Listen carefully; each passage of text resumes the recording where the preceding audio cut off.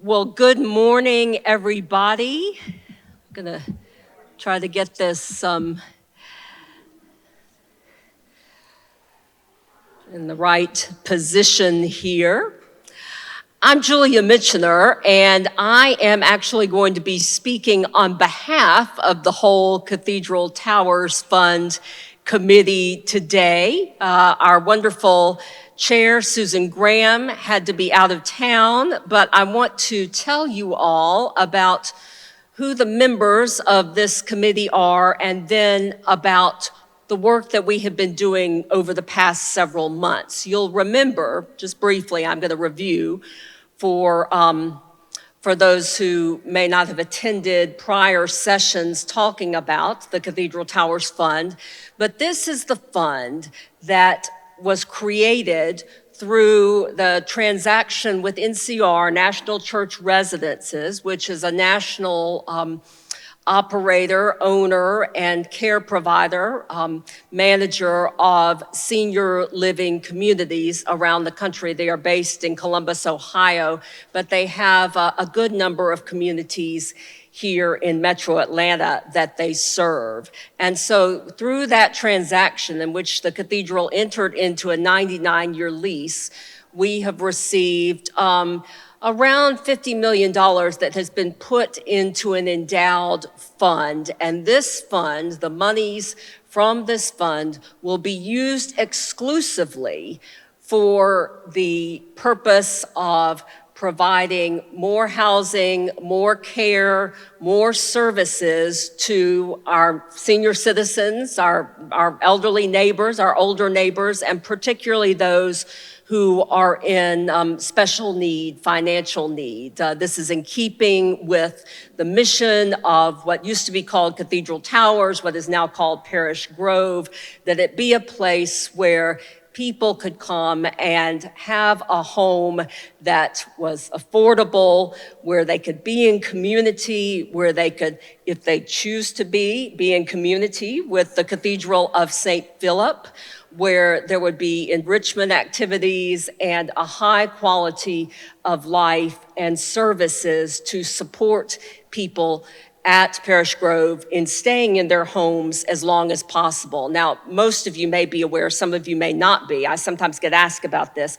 Parish Grove is not an assisted living community. So in order to live there, you need to be self-sufficient enough to stay there on your own and to engage in the basic activities of daily living on your own, or in some cases there are people who have family or who have some assistance, some home health care that they have coming in to help, and that makes it possible for them to stay. But Parish Grove is not an assisted living community. So, the Cathedral Towers Fund really got off the ground, and this is the committee again that has been charged by the dean and the chapter to look at and make recommendations about how over the course of time we will use these funds, this endowed fund, the Cathedral Towers Fund as we're calling it now, for the betterment of our senior neighbors, and particularly those, as I said, who have lower incomes and may have challenge paying for some of the services that they need themselves. So the first part of this that I want to reiterate is that we continue to be very involved, both financially and in terms of fellowship and spiritual nurture with our neighbors at Parish Grove. Part of the deal when we completed the transaction with National Church Residences was that we would provide, the cathedral would provide through some of these funds from the Cathedral Towers Fund for certain staff positions that NCR, National Church Residences, does not, as a matter of course, provide. One example of that would be an activities director.